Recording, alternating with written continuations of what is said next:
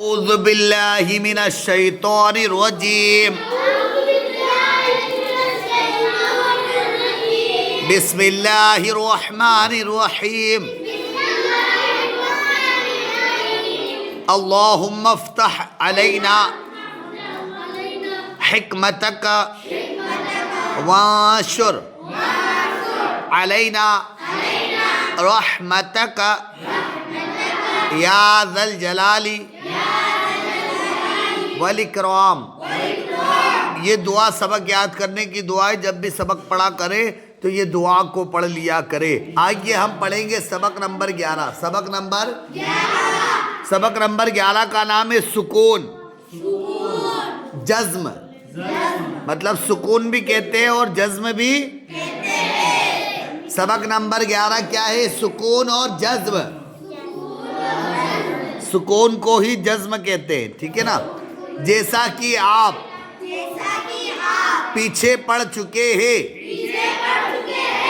اس علامت کو، یہ چھوٹی دال نما جو شکل دکھ رہی ہے نا، دیکھو دال چھوٹی دال نما، یہ دیکھو یہ دال اور یہ دال دونوں سیم دکھ رہے ہیں، ہے نا؟ لیکن یہ چھوٹا آتا ہے۔ چھوٹی دال نما شکل کو جزم کہتے ہیں۔ جس حرف پر جزم ہو اسے ساکین کہتے ہیں۔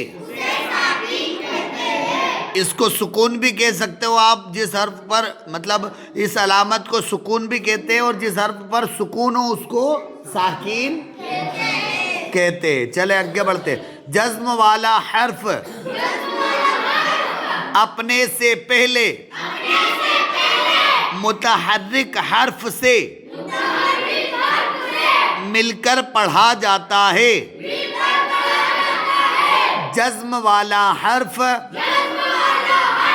اپنے سے پہلے متحرک حرف سے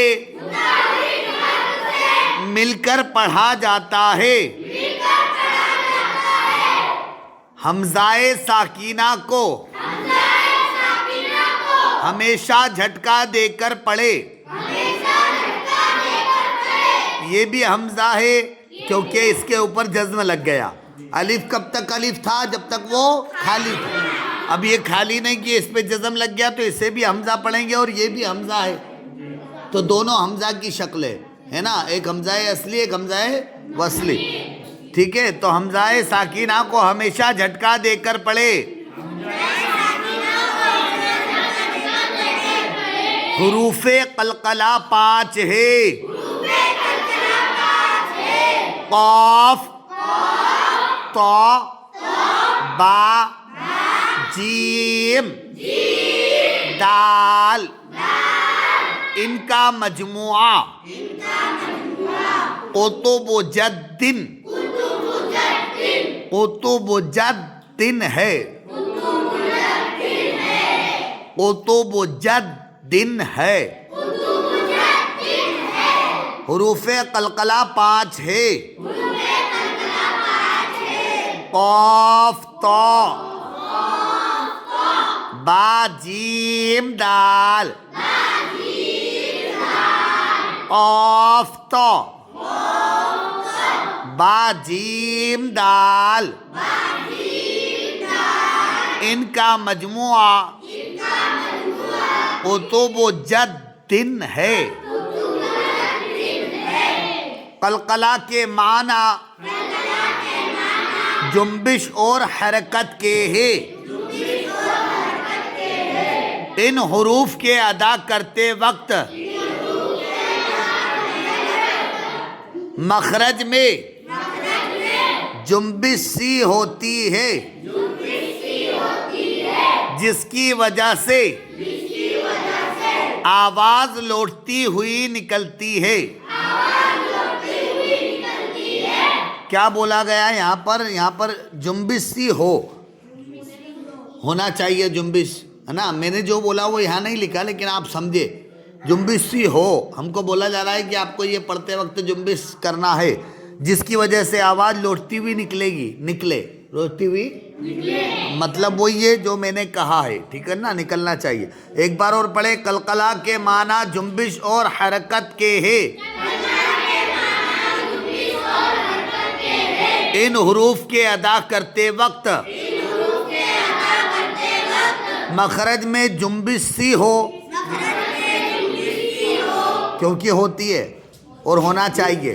جنبش سی ہو جس کی وجہ سے آواز لوٹتی ہوئی نکلے. ٹھیک ہے. اب آگے بڑھتے. جب حروف قلقلہ ساکین ہو تو ان میں قلقلہ خوب ظاہر ہوگا.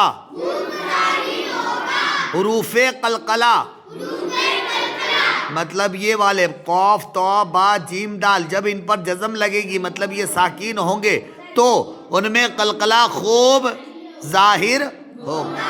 ان میں قلقلہ خوب. آگے بڑھتے.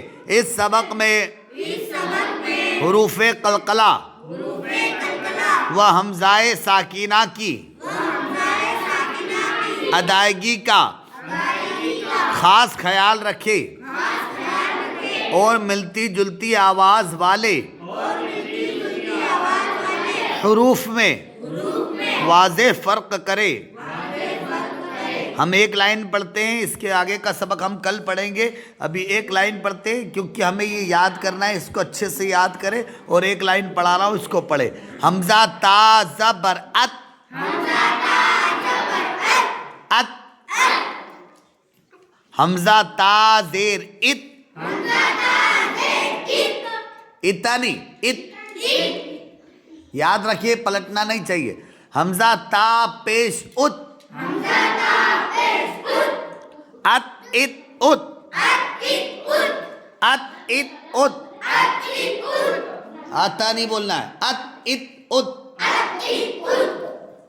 چھوڑنا نہیں ہے. اب آگے بڑھ رہے. حمزہ تا زبر آت. آت. آت. یہاں پر قلقلہ ہوگا. کیا ہوگا؟ مخرج سے آواز ٹکرا کر واپس پلٹے گی. آت. آت. حمزہ تا زیر ایت. ایت. حمزہ تا پیش اوت. اوت. آت. ایت. اوت. پہلے ہم نے جو پڑھا تھا اس کو ایک بار پھر پڑھا رہا ہوں، دیکھیے دونوں میں فرق. ات ات ات. ات ات اوت. ات ات اوت. اور یہ کیا تھا؟ ات ات ات. دونوں میں فرق سمجھ میں آیا؟ تو جتنے بھی لال کلر میں اکشر دکھیں گے آپ کو وہ حروف قلقلہ ہے. وہ کیا ہے؟ اور جب حروف قلقلہ ساکین ہو تو ان میں قلقلہ خوب ظاہر ہوگا. اس کو اچھے سے یاد کریں، جتنے بھی سبق ہم نے پڑھے اوپر سے یہاں تک، ٹھیک ہے نا، اور اس کو سمجھیں. السلام علیکم.